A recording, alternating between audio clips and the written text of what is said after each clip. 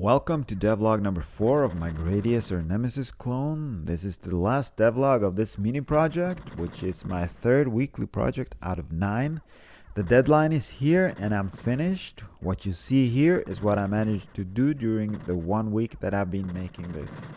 I have now 2 levels which are populated with some of the enemies from the original Gradius. Level 1 is pretty much a complete copy of the original when it comes to the terrain.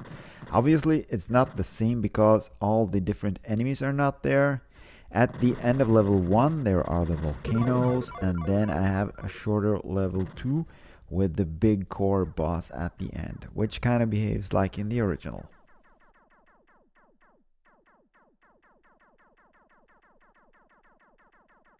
So there are lots of things that are missing to make this a complete game. There are no menus, there's no music, no restart handling, no score counter, no HUD, and lots of other things.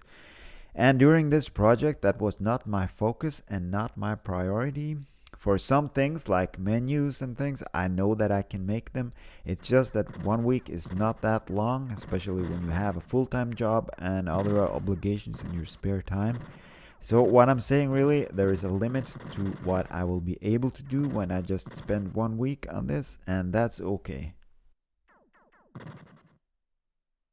My goal making these mini projects is not necessarily to make complete games. It is to learn a lot and learn as much as I can. Even though I avoided lots of elements needed to make a complete game, I still feel I learned a lot, and that was great. And for now, I think it's okay. The deadline is here, so I finished. For these 9 mini projects that I'm doing in November and December, I set myself 1 week per project, and that's it. No more. And I do think that's a great thing. No lingering around old project, just ice cold getting on to the next one. I really did enjoy working on this during the past week, partly for the programming and development itself and what I feel I learned, but also because I got to know Gradius in a deeper sense than what I did before. And since this game is an old childhood friend of mine, that was really cool, I think. One aspect of my learning here is that I actually learn how much is realistic to get done in 1 week.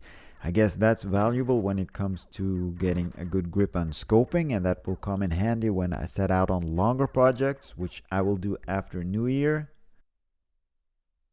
For the next project, I will be doing a little top-down RPG game. I don't know how that will be. I have no distinct plan. I just started a little bit today, and here is what I've done so far.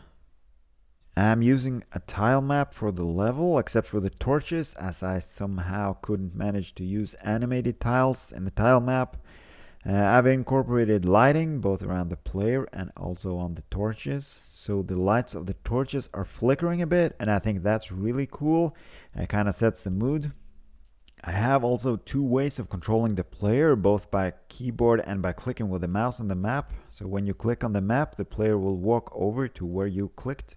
There's no pathfinding algorithm though, and I probably won't try to do that.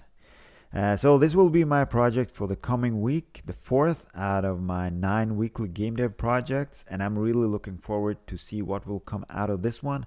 Like I said, I have absolutely no plan. I'm just doing whatever I feel like. I will be posting updates in the coming week. I just don't know how frequent they will be.